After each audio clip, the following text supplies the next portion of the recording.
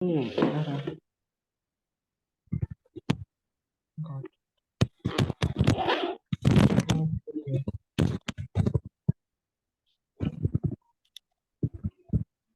Screen is visible to you?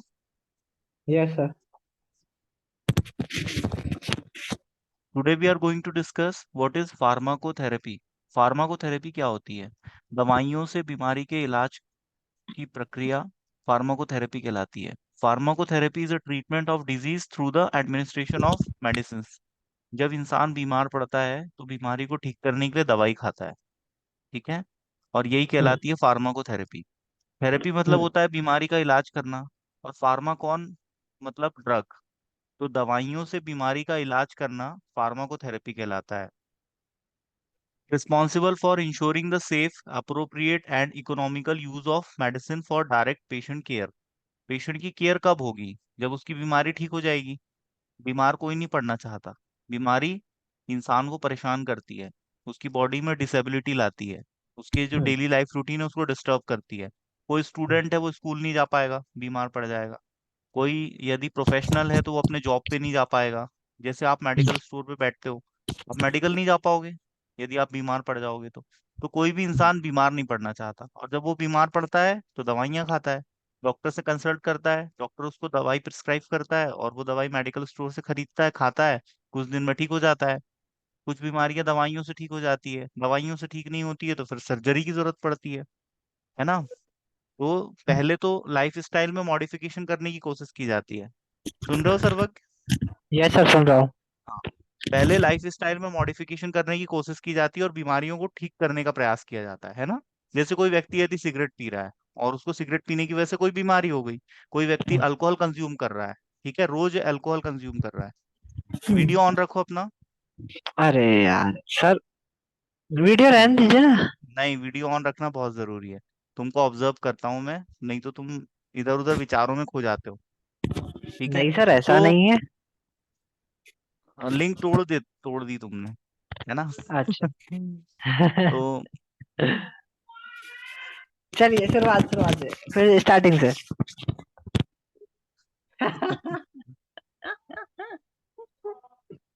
Sorry sir. तो pharmacotherapy क्या होता है तुम बताओ अब। चलो। Pharmacotherapy is a treatment sir, एक प्रकार का ट्रीटमेंट है। मतलब कोई भी इंसान बीमार नहीं होना चाहता है, आपने जैसा कि बताया, कोई भी इंसान, कोई हम्म। बच्चा बीमार नहीं होना चाहता है। अगर वो बीमार होता है तो दवाई लेता है, पहले डॉक्टर से कंसल्ट करता है, फिर वो बीमार दवाइयाँ लेता है। दवाइयाँ लेने के बाद वो मतलब कुछ दवाइयों से ठीक हो जाता है, कुछ दवाइयों से ठीक नहीं होता है, तो सर आपने बोले सर्जरी की जरूरत पड़ती है। तो सर अरे वाह। सर्जरी, आप तुरंत तुरंत सर्जरी पे क्यों पहुंच गए थे? आप एक चीज मेरे को ये पूछना था, सर्जरी नहीं, मतलब डॉक्टर को बहुत और दिखाता है अच्छे से, ताकि डॉक्टर और अच्छे से देखता है उसके बाद। हम्म, क्या होता है, कुछ बीमारियां ऐसी होती हैं जो दवाइयों से ठीक नहीं होती तो फिर सर्जरी की जरूरत पड़ती है। ठीक है। जैसे अच्छा, सर्जरी मतलब सर्जरी मतलब ट्रीटमेंट, दवा मतलब सर्जरी दिखवाना मतलब होता है। होता है ऑपरेशन। ऑपरेशन, हाँ, okay okay okay sir, thank है यू। ना। बस मेरे को जैसे वही कि कंफ्यूजन हो रहा था। किसी की बॉडी में जैसे ट्यूमर का फॉर्मेशन हो गया है, गांठ बन गई है, तो उस गांठ को फिर काट के बॉडी से एक्सट्रैक्ट करना होता है। इसको सर्जरी, माइनर सर्जरी होती है, मेजर सर्जरी होती है। जो विसरल ऑर्गन्स होते हैं हमारी बॉडी में, हार्ट है, स्टमक है, इनकी सर्जरी को मेजर सर्जरी कहते हैं, है ना। पर बॉडी की कहीं सुपरफिशियल पार्ट पे जैसे सर्जरी हो रही है, जैसे पाइल्स के केस में यदि किसी के मस्से काटे जा रहे हैं तो वो सुपरफिशियली काटे जाते हैं, तो उसको हम माइनर सर्जरी बोलते हैं। ठीक है सर। आगे बढ़ते हैं। सर ये लिख लूँ मैं? अभी मत लिखो, सर लिख लेने दो ना। पहले समझा दो फिर लिख लेना। नीड ऑफ सर ये, monitoring of sir pharmacotherapy. Sir आपने वो तो हम्म। समझा ही दिया है, पिछला वाला समझा दिया ना आपने। हाँ, अगला है हाँ ये। तो वो लिख लेता हूँ। मैं यार रिकॉर्डिंग बंद कर रहा हूँ, तुम रिकॉर्डिंग होने नहीं दोगे। रुको एक मिनट, रिकॉर्डिंग बंद करके सर, तुमको पढ़ाना सर पड़ेगा। कहीं सर कहीं भेजना है आपको? अरे तुम ही को देना था ताकि तुम बाद में सुन सको, और अब रहने दो। नहीं, हो गया, आप रहने दीजिए, तुम इतना चलिए ठीक। डिस्टर्ब करोगे, मैं तुमको रिकॉर्डिंग दूंगा तो यही सब तुम्हें सुनना पड़ेगा। पहले समझ लो, चीजों को सुन लो। रिकॉर्डिंग में हम्म। तुम्हें दूंगा तो तुम देख सकते हो, तुम्हारा भी वीडियो रहेगा, मेरा भी रहेगा, फिर से पढ़ सकते हो खाली समय में यदि देखना हो तो। चलो यस अब सर। रहने दो, मत करो। रुको नहीं मैं एक है मिनट सर। कैंसिल कर देता हूँ। सर मैं मम्मी को दे सकता हूँ, मम्मी को दिखा सकता हूँ। तो बोल तो रहा था मैं तुम्हें, तो तुम्हारी मम्मी यही सब सुनेगी हमारा विवाद, और क्या। तुम्हें कोई चीज समझाओ तो तुम समझते नहीं हो। चलो रहने दो, कोई दिक्कत नहीं है। Yes sir. एक मिनट में इसको बंद कैसे करूं। सर बंद मत करिए स्टॉप। ना, चालू रहने दीजिए। चालू रहने दीजिए। ठीक है। नेक्स्ट है need for monitoring pharmacotherapy. Pharmacotherapy को मॉनिटर किया जाता है जब किसी पेशेंट को दवाई दी जाती है, तो वो डॉक्टर और नर्स के सुपरविजन में दी जाती है। ठीक है। डॉक्टर जैसे राउंड पे आता है मॉर्निंग और इवनिंग में, तो पेशेंट को चेक करता है। ठीक है, उसकी फाइल देखता है। और नर्स क्या करती है, उसको कंटिन्यूअसली सुपरविजन प्रोवाइड करती है। आपने देखा होगा नर्सेज की शिफ्ट चलती है हॉस्पिटल में 8-8 घंटे की, और 24 घंटे हम्म। आपको नर्स अवेलेबल मिलेगी हॉस्पिटल में। ठीक है, तो हम्म। नर्स के सुपरविजन में ही पेशेंट का ट्रीटमेंट होता है। क्योंकि जब किसी पेशेंट को दवाई दी जाती है, तो दवाई के जो साइड इफेक्ट्स हैं वो ज्यादा वर्स ना हो जाए, किसी पेशेंट को उससे ज्यादा नुकसान ना हो, इसलिए उसको सुपरविजन में दवाइयाँ दी जाती है हॉस्पिटल में। और हम्म। हॉस्पिटल में थोड़ी सी हैवी ड्रग्स यूज की जाती है। ठीक है, क्योंकि वो हॉस्पिटल है। पेशेंट हॉस्पिटलाइज हुआ ही क्यों है, क्योंकि वो बहुत ज्यादा बीमार पड़ गया है ना। हर हम्म। व्यक्ति चाहता है कि भाई मैं डॉक्टर को क्लिनिक पे दिखाऊं और घर पे आके आराम करूं तो ठीक हो जाऊं। लेकिन कभी ऐसा नहीं होता है। कभी कभी कुछ पेशेंट बहुत ज्यादा क्रिटिकल सिचुएशन में इंटर कर जाते हैं और बहुत ज्यादा सीरियस हो जाते हैं। तो उस केस में उनको हॉस्पिटल में एडमिट होना पड़ता है। तो वहां पर वो डॉक्टर जो उनको मेडिसिन प्रिस्क्राइब करता है, वो नर्स के सुपरविजन में वो लोग मेडिसिन कंज्यूम करते हैं। ठीक है, तो इसको बोलते हैं फार्माकोथेरेपी मॉनिटरिंग। ठीक है। सर एक इंश्योर एक question proper sir. And rational use of drugs. Sir question हाँ। एक। सर हाँ। हॉस्पिटल में सर एक चीज और होती है, जैसा कि आपने बताया कि डॉक्टर के सुपरविजन के अंडर में मतलब दिया जाता है पेशेंट को दवाई। तो सर हम्म। कुछ पेशेंट इसलिए भी होते हैं एडमिट कि उनको मतलब डॉक्टर को कुछ चेकिंग करनी रहती है, लेकिन उनको कुछ मतलब देता नहीं है, सिर्फ ओनली चेकिंग करने के लिए रखते हैं। हम्म। सम नहीं समझा नहीं पाया मैं आपको, मतलब बात कीजिए। हम्म। तो मतलब कैसे समझाऊं। मतलब कुछ सर, मतलब कुछ पेशेंट को सर डॉक्टर जो है, मैंने देखा है सर। मतलब हम्म। एक पेशेंट को मैं देखा था, मैं गया था जब नागपुर, तो सर एक पेशेंट को उनने बोले थे कि आपको अब एक दिन हम बिना दवाई के रखेंगे, बिना हम्म। दवाई के रखेंगे, हम देखना चाहते हैं आपको कितने सीजर्स और कुछ कुछ आ रहे हैं कि नहीं आ रहे हैं, ये हम्म। तो देखा था मैंने, मतलब बात सुनी थी हम्म। उनकी। हम्म। तो सर उनको कोई पेशेंट, तो वो भी तो एडमिट ही कहलाएंगे, पेशेंट भी। हम्म। और सिर्फ दवाई देने के लिए थोड़ी ना एडमिट होते हैं, और दूसरी चीज के लिए भी एडमिट होते हैं। जो पेशेंट हॉस्पिटल में एडमिट हुआ है वो बीमार तो है, ये तो कंफर्म है। ठीक हम्म। है। और यदि वो बीमार है तो वो ठीक हम्म। कैसे होगा तुम ही बताओ। यदि उसको लाइफ स्टाइल में मॉडिफिकेशन से ठीक होना होता, तो वो घर पे ही हम्म। ठीक नहीं हो जाता? हो जाता कि नहीं? हो जाता। अब वो हॉस्पिटल आया है तो उसको दवाइयाँ दी जाएगी, और दवाइयाँ दी जाएगी तो उसको मॉनिटर भी तो करना पड़ेगा, है ना। Yes sir. मॉनिटर मतलब जैसे पेशेंट को आपने दवाई दी तो उसको उस पर ध्यान रखना पड़ता है। कोई साइड इफेक्ट रेगुलर तो नहीं आ चेकअप। रहा है, उसको उल्टी तो नहीं आ रही, उसको उसका टेम्परेचर तो नहीं बढ़ गया बॉडी का, उसको कोई साइड इफेक्ट तो नहीं हो गया। उसके बीपी चेक करना पड़ता है, उसकी पल्स रेट चेक करनी पड़ती है। हॉस्पिटल में कभी कोई एडमिट रहा है तुम्हारा पेशेंट? तुमने देखा है? दिन में 3 बार उसका बीपी लेते हैं, दिन में 3 बार उसका बॉडी टेम्परेचर चेक करते हैं, पल्स रेट चेक करते हैं। देखा है ये तुमने कभी प्रैक्टिकली हॉस्पिटल में? सर मतलब मैंने सिर्फ देखा तो नहीं है, लेकिन एक बार जब उनको मिलने गया था, थोड़ी देर तक रुका था, तो मतलब नर्स बार बार आ रही थी, चेक कर रही थी, वो सब देखा है बस। हाँ, कुछ पेशेंट ऐसे रहते हैं जिनका बीपी और जिनका बीपी पल्स नर्स दिन में 5-7 बार 10 बार लेती है ना, क्योंकि उनकी दवाई चल रही होती है। और हम्म। दवाइयों की वजह से उनका कोई साइड इफेक्ट ना आए, तो इस चीज का ध्यान रखा जाता है। नहीं तो डॉक्टर को इमीडिएटली फोन किया जाता है, और इस इमरजेंसी कंडीशन में डॉक्टर फिर आते हैं और उनका ट्रीटमेंट करते हैं। ठीक है, जो सीरियस पेशेंट होते हैं। और जो बहुत ज्यादा सीरियस रहते हैं वो तो आईसीयू में रहते हैं। आईसीयू का हम्म। फुल फॉर्म क्या बताया था मैंने आपको? नहीं, मेरे को कुछ नहीं बताया सर आपने। आईसीयू का फुल फॉर्म नहीं बताया मैंने आपको? नहीं। Intensive care unit. क्या होता है? Intensive care unit. Intensive care unit. Intensive care unit में जो पेशेंट एडमिट होते हैं बहुत ज्यादा सीरियस रहते हैं वो। ठीक है, वहां पर वेंटिलेटर की फैसिलिटी भी होती है, और कार्डियक एक्टिविटी और ईसीजी ईईजी कंटिन्यूअसली मतलब डॉक्टर मॉनिटर कर सकते हैं। ठीक है। हम्म। तो नीड ऑफ फार्माकोथेरेपी। फार्माकोथेरेपी की नीड नीड क्या है? जब पेशेंट की बीमारी लाइफ में मॉडिफिकेशन से ठीक नहीं हो रही है, लाइफ स्टाइल में चेंजेस लाने से ठीक नहीं हो रही है, तो फिर किसकी जरूरत पड़ेगी? ड्रग की। और फिर ड्रग से भी ठीक नहीं हो रही है तो किसकी जरूरत पड़ेगी? सर्जरी की। और फिर सर्जरी से भी ठीक नहीं होगी तो क्या होगा पेशेंट का? हम्म। सर्जरी फिर से भी ठीक पेशेंट नहीं की हो चिता रही सजानी है। पड़ेगी। ठीक है। पेशेंट का राम नाम सत्य हो जाता है फिर। डॉक्टर नहीं बोल देता है जाओ मंदिर में भगवान से दुआ मांग के देख लो, बचता है तो ठीक है, तो जय सिया राम। ठीक है। तो need of monitoring of pharmacotherapy, it ensure the proper and rational use of drug, avoid and reduce adverse drug reaction and toxicity. सीधी सी बात है, पेशेंट को ड्रग दी है तो उसका कोई एडवर्स इफेक्ट तो नहीं आएगा, ये नर्स इस चीज को इंश्योर कर लेती है। Maintain drug cost at optimum level, still provide quality and effective products. Ensure patient compliance. Patient compliance क्या होता है? पेशेंट सही से दवाई खा रहा है कि नहीं, है ना? आपने हम्म। जैसे पेशेंट को दवाई देके घर भेज दिया, तो कोई देखेगा क्या वहां उसने दवाई खाई या नहीं खाई? नहीं, हो कोई सकता नहीं है नहीं खाए वो देखेगा। दवाई। अब एक पेशेंट है, उसको दारू पीने की आदत है, उसको डॉक्टर को ठीक करना है, तो डॉक्टर ने उसको दवाई दी कि वो दारू छोड़ दे, और वो दवाई खाता ही नहीं क्योंकि वो दारू नहीं छोड़ना चाहता, तो फिर उसको मॉनिटर करना जरूरी है ना। हम्म।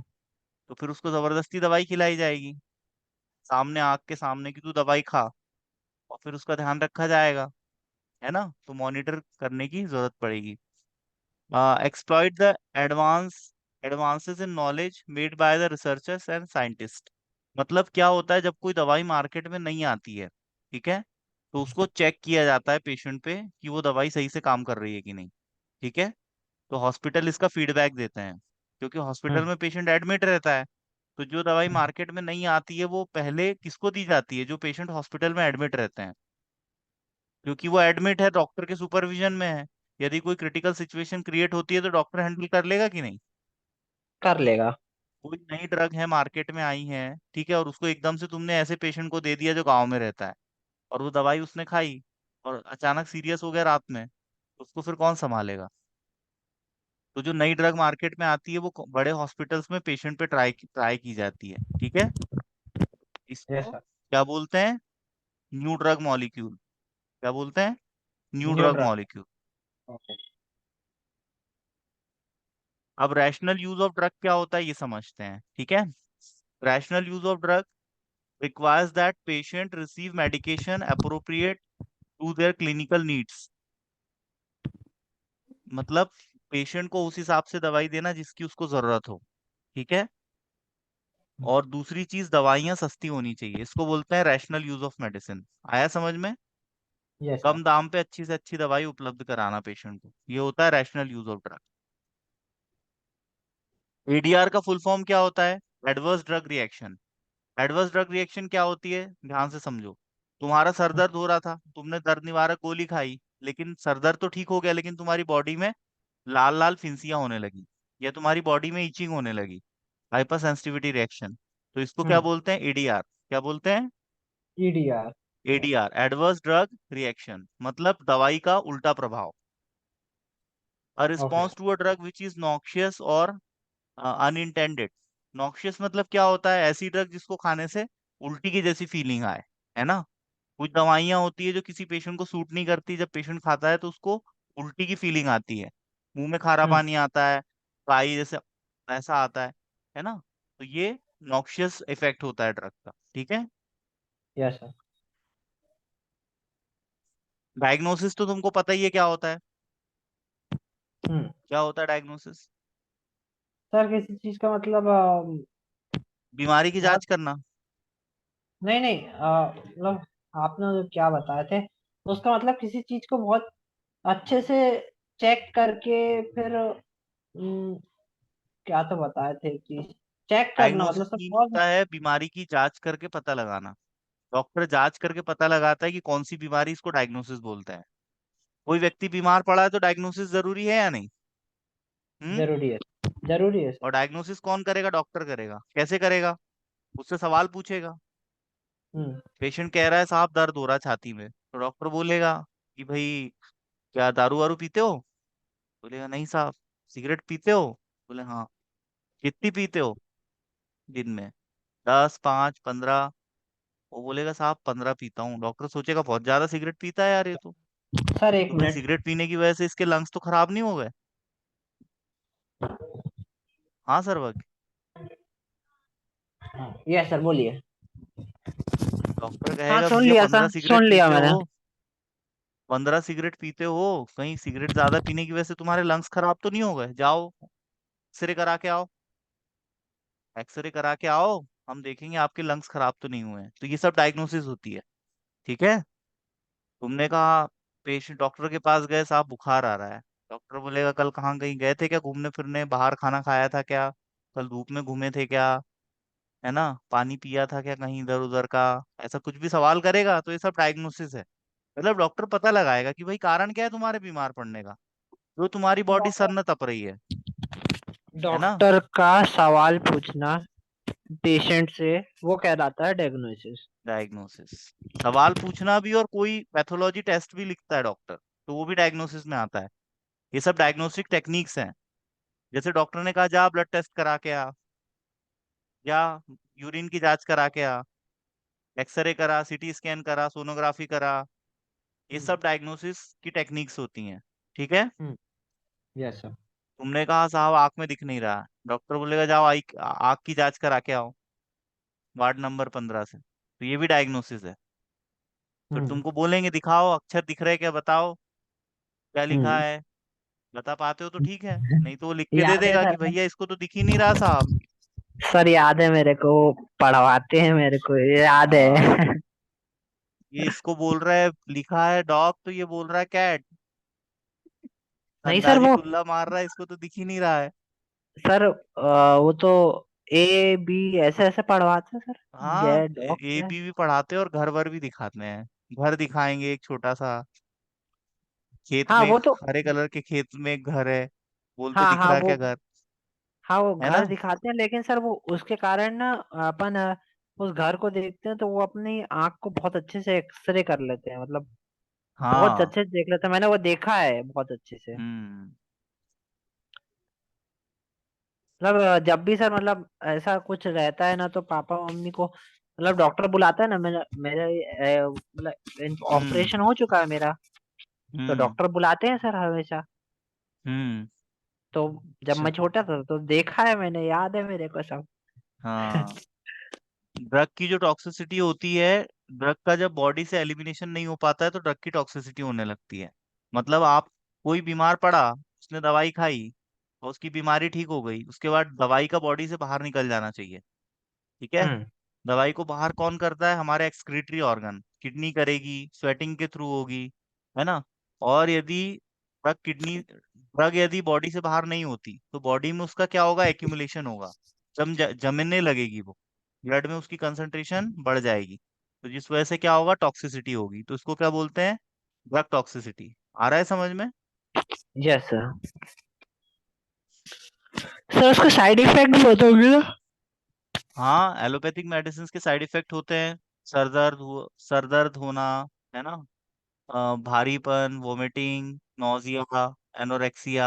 एनोरेक्सिया क्या होता है? नहीं मालूम सर। भूख न लगना। अच्छा। ठीक है। वो क्या कहलाता है, भूख न लगना, एनोरेक्सिया? एनोरेक्सिया। है ना। अब एनोरेक्स। जैसे कोई पेशेंट है उसको इन्फेक्शन हो गया है तो उसको एंटीबायोटिक यूज करेंगे, है ना। और कोई पेशेंट है जिसको कोई वायरल इन्फेक्शन हो गया है तो एंटीवायरल ड्रग्स का यूज करेगा डॉक्टर, है ना। जैसे कोई पेशेंट है उसमें कोई डेफिशिएंसी हो गई है ना, विटामिन की या मिनरल की, तो उसको फिर वो डेफिशिएंसी को फुलफिल करने के लिए ड्रग्स दिए जाएंगे। ठीक है। हम्म। और कोई पेशेंट है जैसे वो बहुत बूढ़ा हो गया है, उसकी बॉडी में किसी चीज की कमी हो गई है, तो फिर वो उसको वो प्रोवाइड कराएंगे। फिर कुछ ऐसे होते हैं कि भाई पेशेंट जिनको हैबिट का प्रॉब्लम होता है, हैबिट की वजह से बीमार पड़ जाते हैं वो। जैसे कुछ लोग को आदत होती है ना बहुत ज्यादा दारू पीने की, सिगरेट पीने की, तो जो दारू हम्म। पिएगा उसके लीवर खराब हो जाएंगे, और जो सिगरेट पिएगा उसके लंग्स खराब हो जाएंगे, गुर्दे। गुर्दा हम्म। मतलब क्या होता है? किडनी। हम्म। किडनी खराब हो जाएगी दारू पीने से, लीवर खराब हो जाएगा। और बहुत ज्यादा दवाइयों के सेवन करने से भी गुर्दे खराब हो जाते हैं, किडनी खराब हो जाती है। ठीक है, क्योंकि किडनी को फिल्टर करना पड़ता है। हम्म। हाँ, हंस क्यों रहे हो? हाँ नहीं सर, ऐसे ही। अब पेशेंट कंप्लायंस क्या होता है अभी बताया था, बताओ। Patient compliance. सर हम्म। मतलब दो प्रकार का वो होते हैं। मेजर हो जाता है और मतलब बहुत ज्यादा गंभीर हो जाता है पेशेंट उसमें, और एक माइनर होता है। Testing patient cause. कंप्लायंस मतलब होता है पेशेंट का डॉक्टर के साथ मतलब कॉपरेट करना। डॉक्टर जैसा कह रहा है उस बात को पेशेंट यदि माने तो उसको बोलते हैं पेशेंट कंप्लायंस, है ना? सर वो कंप्लेंट्स, सर तो कंप्लेंट्स तो बहुत अलग हो जाता है। The major cause of failure of the pharmacotherapy is the patient is has to fail follow the instruction of uh, medication. Non-compliance can be due to forgetfulness और confusion। दो चीजें होती है, या तो पेशेंट भूल गया, डॉक्टर ने कहा कि देख दवाई खाएगा तो दारू मत पीना, हम्म। तब बीमारी ठीक होगी, नहीं तो तू हम्म। मर जाएगा। पेशेंट ने हम्म। क्या किया? भूल गया वो, दवाई दवाई खाना। खाई लेकिन दारू पी ली, डॉक्टर हम्म। की बात उसको याद नहीं है। ठीक हम्म। है। या तो फिर कंफ्यूजन, डॉक्टर ने कहा भाई लाल दवाई सुबेरे खाना, पीली दवाई शाम को खाना, हम्म। पेशेंट डर गया, उसको कंफ्यूजन हो गया, लाल दवाई कब खानी पीली दवाई कब खानी, तो उसने उल्टा कर दिया, हम्म। है ना? तो या तो फिर पेशेंट हम्म। जानबूझ के करेगा, ये भी हो सकता है। जानबूझ के नहीं खाएगा। हाँ, और क्या। Okay. Way to improve patient compliance, इसको कम कैसे किया जा सकता है? पेशेंट को काउंसलिंग दी जाती है, उसको बिठाल के समझाया जाता है, देख बेटा ये लाल वाली है, इसको रात में खाना है, ठीक है, और ये पीली हम्म। वाली है उसको सुबह खाना है, बोल के बता। बोल, समझ में आया कि नहीं? पेशेंट बोलता है ये वाली सुबह ये वाली शाम को। फिर जब सुनता है डॉक्टर कि हाँ सही बोल रहा है, तो बोले ठीक है जाओ। ठीक है, काउंसलिंग ऐसे दी ही होता जाती है है सर, उसको। हम ऐसे ही मतलब हम भी करते हैं। मतलब हाँ। उसको सुबह शाम लिख के देना पड़ता है। और डॉक्टर क्या यूनिट डोज सिस्टम देता है? यूनिट डोज सिस्टम क्या होता है कि भाई तू टैबलेट खा ले, हो सकता है तू सिरप को मिला के ना खाए, सिरप को ऐसे ऐसे करके हिलाना पड़ेगा, है हम्म। ना? सिरप को पीने से पहले क्या करते हैं? हिलाते हैं ना सर। टैब सिरप को से हिला के फिर पिया जाता है। हाँ, और टैबलेट को हिलाने की जरूरत पड़ती है क्या? टैबलेट या कैप्सूल इन सबको नहीं पड़ती। हम्म। टैबलेट कैप्सूल को हिलाने की जरूरत नहीं पड़ती, हिलानी टैबलेट को तो पड़ेगी। सीधे खा लेगा व्यक्ति। तो यूनिट डोजेस फॉर्म में टैबलेट आता है, ठीक है। और इसमें कैप्सूल। डोज यूनिफॉर्मिटी रहती है, एक जैसा डोज रहता है। Sir sustain capsule. Release product. Sir sustain release capsule capsule. क्या? कैप्सूल कैप्सूल भी तो उसी में आता है सर, यूनिट डोजेस फॉर्म में। हाँ, कैप्सूल भी आता है। ठीक हम्म। है, टैबलेट कैप्सूल पाउडर आएगा क्या? नहीं सर, वो नहीं आएगा। अच्छा, और सस्पेंशन? हाँ, समझा। सस्पेंशन आएगा? हाँ, नहीं मालूम सर। सस्पेंशन सस्पेंशन आएगा क्या? नहीं मालूम सर, उसका नहीं मालूम मेरे को। नहीं आएगा। सस्पेंशन बाइफेजिक लिक्विड डोजेस फॉर्म होता है। सुटिक्स पढ़ी नहीं तुमने फर्स्ट ईयर में अच्छे से, है ना? पढ़ी थी। अरे पढ़ी थी सर, इतना मतलब। अब बोलना बहुत। भूल गए सब, पेपर पास कर लिया फुर्सत, नहीं सर, है ना? ऐसा नहीं है, नहीं ऐसा नहीं है सर। बेटा ऐसी पढ़ाई करो कि नॉलेज होना चाहिए। एग्जाम तो कोई भी पास कर लेता है, और जिसको नॉलेज है क्या वो फेल हो सकता है? नहीं। नहीं हो सकता ना। ठीक है।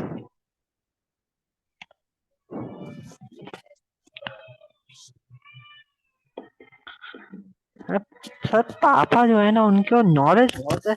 वो कहीं से भी कोई भी पूछ ले कुछ भी, तो पापा को तुरंत पता चल जाता सब। ये बहुत पेश गलत बात है। पेशेंट ने दवाई खाई, ठीक है। हम्म। पेशेंट ने दवाई खाई, तो पेशेंट के खून में जितनी दवाई गई वो कहलाती है बायो अवेलेबिलिटी। क्योंकि जितनी दवाई खून में जाएगी वही तो एक्शन देगी ना। हम्म। आ रहा है समझ में? Yes sir. वही दवाई एक्शन देगी जो खून में जाएगी। क्योंकि हम्म। खून पूरी बॉडी में बह रहा है, बहता कि नहीं? यस दिन सर, हो बहरन। रात हो, कभी भी बॉडी में कहीं कट लग जाए तो खून की धारा बहना शुरू। इसका मतलब खून बह रहा है बॉडी में लगातार, हम्म। है ना। तुमने आम को चूसा और उसमें से रस निकला, मतलब आम में रस था। तुम्हारी यस बॉडी सर। में से यदि खून कभी कट लगने पे बह रहा है, मतलब खून शरीर के अंदर भी तो बह रहा है, गति में है वो, इसलिए तो बह रहा है। और अंदर हम्म। उसको वो गति देता है हार्ट। तो जैसे ही दवाई खून में जाती है तो पूरे शरीर में डिस्ट्रीब्यूट होती है, फैल जाती है वो। शरीर के हर एक हिस्से तक पहुंच जाएगी, वो बाल में भी पहुंच जाएगी। ठीक है। तो इसको बोलते यस हैं सर। Bio availability. आया समझ में? Yes sir. अब होता है ड्रग एब्जॉर्प्शन एंड डिस्ट्रीब्यूशन। ये क्या होता है? ड्रग का अवशोषित होना। आपने दवाई खाई, टैबलेट कैप्सूल पेट में गई, वहां से अवशोषित होकर खून में जाएगी कि नहीं? जाएगी सर। तो इसी को बोलते हैं एब्जॉर्प्शन। अब खून में चली गई तो सभी बॉडी कंपार्टमेंट्स में जाएगी कि नहीं? खून में चली गई तो सर सब जगह पहुंचेगी ना फिर वो बस तो। तो फिर इसको क्योंकि बोलते हैं खून तो। डिस्ट्रीब्यूशन। डिस्ट्रीब्यूशन मतलब ड्रग का बढ़ जाना बॉडी में। एब्जॉर्प्शन के बाद ड्रग डिस्ट्रीब्यूट होगी। ठीक हम्म। है। फिर उसके बाद क्या है, ड्रग साइट ऑफ एक्शन पे पहुंचेगी और अपना काम करेगी, है ना। यस पैर सर। दर्द होते हैं तो दवाई खाते हो तो पैर दर्द बंद हो जाते हैं कि नहीं? और दवाई तो पेट में जाती है, लेकिन काम कहाँ करती है? पैर में। पैर में। कैसे करती है? क्योंकि वो खून में चली जाती है। क्या हो गया? नहीं, कुछ नहीं। ठीक है। अब इन विवो क्या होता है और इन विट्रो क्या होता है? इन विवो होता है इनसाइड द बॉडी, और इन विट्रो क्या होता है? Outside the body. क्या होता है? Inside the body and outside the body. In very vitro good. जो होता है इनसाइड द बॉडी, और एक और क्या बोले, उल्टा आउट कर दिया। विट्रो। उल्टा कर दिया। अच्छा। हाँ। इन विट्रो मतलब आउटसाइड द बॉडी। ये देखो, ये हमारा बायोलॉजिकल क्लॉक है। ठीक है। हम्म। अरे टेस्टोस्टेरोन का सिक्रीशन सबसे ज्यादा कब होता है? 9 बजे। बाउल मूवमेंट सबसे ज्यादा कब होता है? सुबेरे के टाइम पे। हमें सुबह के टाइम पे फ्रेश होना चाहिए, लेटरिन जाना बहुत जरूरी है सुबह के टाइम। ठीक है। हम्म। और बॉडी टेम्परेचर सबसे कम हमारा कब होता है? 4:30 बजे के आसपास। सर वो ठीक तो है। उसी में सबसे ज्यादा लोग मरते हैं। और डीप स्लीप में इंसान सबसे ज्यादा रात के 2 बजे रहता है। ठीक है। अच्छा। और बाउल मूवमेंट सबसे ज्यादा कम कब हो जाता है? 11:30 बजे के आसपास। ठीक है। 11:30 बजे कभी भी बाउल मूवमेंट कम रहता है। मेलाटोनिन का सिक्रीशन 9 बजे से शुरू हो जाता है, कितने बजे से? सर ये किस चीज का सिक्रेशन है? मेलाटोनिन से नींद आती है। ये पीनियल ग्लैंड से सिक्रीट होने वाले हार्मोन है, सेरोटोनिन और अच्छा। मेलाटोनिन। अच्छा। मेलाटोनिन रिलीज होता है, इसकी वजह से नींद आती रात में, याद रखना। ठीक है। हम्म। रात में नींद किसकी वजह से आती है? मेलाटोनिन की वजह से। मेलाटोनिन की वजह से। कहाँ से सिक्रीट होता है? पीनियल ग्लैंड से। Pineal glands, okay. और किसी में यदि मेलाटोनिन की कमी हो जाए तो उसको रात में नींद आएगी क्या? नहीं आएगी। नहीं आएगी। तो उसको कौन सी बहुत बीमारी हो अच्छी बात जाएगी? है। इंसोम्निया। सर रात में नींद ना आना मतलब कहीं कहीं हद तक अच्छा भी है और कहीं कहीं बुरा भी है। अब देखो यार, पढ़ाई कर रहे हो, कल एग्जाम है तो ठीक है। तो ठीक है, नहीं तो यदि चिंताग्रस्त हो, तनावग्रस्त हो और रोज ही नींद ना आए तो कैसे काम चलेगा? नहीं, ठीक रोज है। नहीं। मतलब। तो ये पूरा बायोलॉजिकल क्लॉक है। ठीक है, क्या हमें कब करना चाहिए? ठीक है। एक मिनट। इस बायोलॉजिकल क्लॉक के हिसाब से हमें सवेरे 5 बजे बिस्तर छोड़ के उठ जाना चाहिए। और जो भी व्यक्ति 8-9 बजे तक सोएगा उसका कभी उद्धार नहीं हो सकता। उसका बेड़ा ऐसा। गर्त में चला सर ऐसा जाएगा। क्यों? ऐसा क्यों सर? ऐसा इसलिए है क्योंकि ब्रेन की सबसे अच्छी परफॉर्मेंस रहती है सवेरे के टाइम पे। 5-6 बजे 7 बजे, उस टाइम ब्रेन बहुत बढ़िया काम करता है। ब्रेन के जो एंटीना है वो बहुत सही फ्रीक्वेंसी कैच करते हैं। ठीक है। अच्छा। 5 बजे यस सर। उठने की आदत बना लो। दुनिया इधर से उधर हो जाए, मैं 5 बजे उठूंगा। पर तुम तो चादर ओढ़ के और तंबू तान के सो जाते हो। कल से पांच ऐसा बजे नहीं है उठोगे। सर, 5:45 पे उठ के 5:20 पे, सॉरी, 5:30 बजे मैं तो दौड़ने जाता हूँ सर। डेली उठना है आपको 6 बजे। चलो ठीक है, 1 घंटे आपको छूट दे देता हूँ। 6 बजे प्रतिदिन उठना है। ठीक है। अच्छा। हाँ। ठीक है सर। ओके सर, अभी प्रॉमिस। बायोलॉजिकल क्लॉक के हिसाब से सवेरे फ्रेश होना बहुत जरूरी है। 8 बजे के बाद फ्रेश होने नहीं जाना चाहिए। कब फ्रेश होना चाहिए? सवेरे उठने से। ठीक है। पानी पीना हम्म। चाहिए। ब्रश करना चाहिए, दांतों की सफाई, नहीं तो डेंटिस्ट के पास जाना पड़ेगा। तो पैसा वहीं देना बैठे पड़ेगा हैं। 300 रुपए। 300 रुपये लेता है डेंटिस्ट एक विजिट के। बचना चाहते हो इस खर्चे से? 200 रुपये सर। कहीं कहीं 300 भी है यार। भोपाल में तो 500 है ना? तुम्हारे क्षेत्र में शायद 200 रुपये है ना? सर मैं वहीं बैठा हूँ। अच्छा। तुम तो खुद ही डेंटिस्ट के पास बैठे हो। कितनी फीस है डेंटिस्ट की? 200 रुपीज चेक की। हाँ। 1 मिनट है ना। हाँ राजा।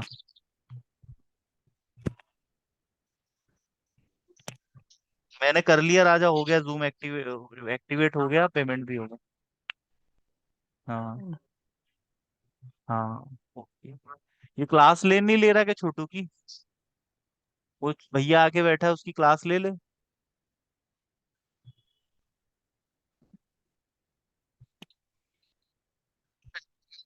अच्छा। ठीक है तो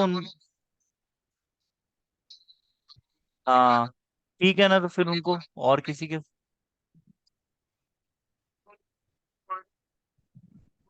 हाँ ठीक है ना। हम्म। ठीक है ना। हाँ।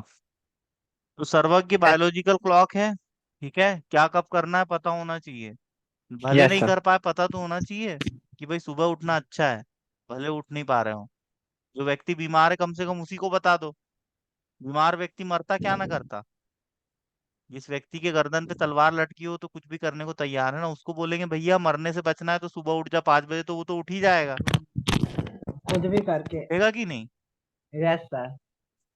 अरे यार किसी ये इंसान को सर, बोल कि भैया तेरे को खाना ही नहीं देंगे यदि तू 5 बजे नहीं उठेगा, तो उठेगा कि नहीं 5 बजे वो?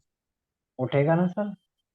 तो ऐसा ही है कि यदि व्यक्ति सुबह उठेगा तो स्वस्थ रहेगा। और यदि यदि व्यक्ति अस्वस्थ हो गया है और वो सुबह उठना शुरू कर दे तो वो स्वस्थ हो जाएगा। ठीक है। Yes sir. अब क्या है, हर आपने फील्ड में देखा होगा टेक्नोलॉजी विकसित हो रही कि नहीं? हम्म। अभी से 20 साल पहले एंड्रॉयड मोबाइल था क्या लोगों के पास? था क्या हाँ। Android mobile? नहीं था ना सर। वो छोटा वाला था मोबाइल, इतना सा। था हाँ। कि नहीं? अब देखो हाँ। सबके पास मोबाइल है। टेक्नोलॉजी में एडवांसमेंट आ रहा। टेक्नोलॉजी विकसित हो रही। पहले हम्म। फोन का डिब्बा आता था, कुलुलु कुलुलु बजता था।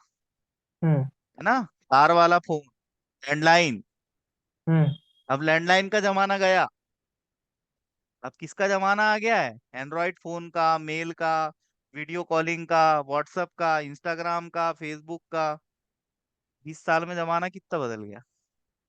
तो वैसे ही दवाइयां भी नई नई आती मार्केट में, आती कि नहीं? Yes sir. अभी से 20 साल पहले जो दवाइयां आती थी उनका प्रचलन कम हो गया है। अब नई नई दवाइयां मार्केट में आ गई है। कुछ बीमारियां ऐसी थी जिनका इलाज ही नहीं था। अब उनका इलाज भी ढूंढ लिया वैज्ञानिकों ने। अब उनका इलाज संभव है। नई नई टेक्निक आ गई है, सर्जरी की टेक्निक आ गई है। लेजर सर्जरी आ गई। आंख के लिए लेसिक्स आ गई। किसी को चश्मा लगाओ, लेसिक सर्जरी करा ले तो चश्मा हट जाएगा उसका। क्या सर, उससे क्या होता है सर? लेसिक सर्जरी से चश्मा हट जाता है। अच्छा। 1 लाख रुपए का खर्चा आता है, चश्मा उतर जाएगा, कभी चश्मा नहीं लगाना पड़ेगा। तो लेकिन सर वो लेंस लगाना पड़ेगा फिर। नहीं, लेंस भी परमानेंट फिट करते हैं वो। परमानेंट। ठीक है। Permanent land. अच्छा। Yes sir. अब हम समझेंगे कि भाई नोबल ड्रग डिलीवरी सिस्टम क्या होता है। क्या हुआ, ड्रग जब बॉडी में जाती है तो वो पूरी बॉडी में सर्कुलेट होती है और हम्म। वहां पर जाके अपना एक्शन देती है जहां उसका काम होता है, लेकिन उसके अलावा पूरी बॉडी में घूम तो रही वो, जिसकी वजह से हम्म। साइड इफेक्ट आते हैं। तो वैज्ञानिकों ने सोचा कि ड्रग को वहीं पहुंचाओ जहां उसकी जरूरत है। ठीक है। जहां उसकी जरूरत है वहां पर दवाइयों को पहुंचाओ ताकि वो वहीं एक्शन दे। ठीक है ना। Yes sir. तो इसको बोलते हैं नोबल ड्रग डिलीवरी सिस्टम। सीधे सीधे यस सर। पार्सल पहुंचेगा एड्रेस पे। ठीक है। Yes sir. Targeted drug delivery system भी यही होता है। जैसे किसी व्यक्ति के बाल झड़ रहे हैं तो भाई से हम्म। यहीं जाके ड्रग एक्शन दे ना बाल की जड़ों में। पेट में काहे के लिए जाके एक्शन दे वो अपना। ठीक है। Yes sir. सर वो एक जीन थेरेपी। क्या क्या पूछ रहे हैं। हम्म। सर जैसे मेरा तो सर एक बार मतलब बॉल हम लोग क्रिकेट खेल रहे थे तो बॉल लगी थी मेरे को चश्मे में, चश्मा फूट गया था तो कांच अंदर घुस गया था। मतलब घुसा नहीं, मतलब हल्का सा कट मार गया था तो फिर उसके अगले दिन जब मतलब 2-3 दिन बाद हम लोग दिखाने गए तो सर मेरा पावर कम हो गया उसका। अच्छा। तो ऐसा क्यों हुआ? तो तुम्हें चोट लग गई ना आंख में, आंख के जो सेलर टिश्यू है वो डैमेज हो गए। सर मेरा आंख का पावर चश्मे का जो था वो कम हो गया, बढ़ा नहीं। नहीं तो कभी कभी होता है ना कि किसी को सर पे चोट लगे तो याददाश्त चली जाती है, और कभी कभी सर हाँ। पे चोट लगे तो याददाश्त वापस आ जाती सर है। ये तुम्हारे साथ क्या यही बात हुआ। है? कभी बचपन में चोट लगने से तुम्हारी आंख की रोशनी कम हो गई थी क्या? नहीं। नहीं हुई। नहीं। अच्छा। बचपन में बस थोड़ा सा टीवी ज्यादा देखता था तो चश्मा लग गया। हम्म। बिना टीवी अब देखे मैं जब खाना नहीं खाता था, चावल दाल मतलब खाता ही नहीं था, दादी के हाथ से खाता था। तो चश्मा बहुत, टीवी बहुत ज्यादा देखता था, दिन भर टीवी चल देख के ही रहता था। चलो सर्वक के कल संडे है, कल तुम्हारी जबरदस्त धुआंधार 2 घंटे की क्लास होगी। सवेरे कल हम्म। जल्दी उठ जाना। तुम्हारी क्लास लूंगा मैं 10 बजे से। ठीक है। यस। 10 बजे से 2 घंटे की तुम्हारी जबरदस्त क्लास होगी, एकदम कम से कम 4-5 टॉपिक कवर कराना है। ठीक है। तो यस अभी सर। आराम करो, घर जाके खाना खाओ, सो जाओ। सवेरे कल संडे अपनी 2 घंटे क्लास होगी। कल पूरी कमर कस के बैठना, ठीक है। 10 बजे। हाँ 10 बजे। ठीक है सर। ठीक है। यस। सर मैं क्या बोल रहा था, हाँ ऐसा क्यों हुआ? आपने मेरे को अभी तक उसका आंसर नहीं दिया। ये आंसर तुमको साक्षात ब्रह्मा और विष्णु ही बता सकता है। है ना। सर। ये एक आम इंसान के बस की बात नहीं है, महामानव बता पाएंगे। सर डॉक्टर से पूछना है मेरे को ये चीज। हम्म। डॉक्टर से चलो ये चीज ठीक मेरे है को ना पूछना सर्वक, है। मैं लेक्चर तुम्हें सेंड कर दूंगा, रिकॉर्ड मैंने कर लिया है। ठीक है, देख रहा और हंसते रहना बाद में। सर मेरे को बताइए सर, ये अच्छी बात नहीं है। मैं डॉक्टर से सारी चीज पूछूंगा जरूर। हाँ डॉक्टर से पूछना, ठीक है। सर आप भी पता तो चला डॉक्टर हैं। तुमने। चलो ठीक है ना सर्वक, कल मिलते हैं। Okay. Yes. Bye. Yes. Good night. Bye. Good night sir.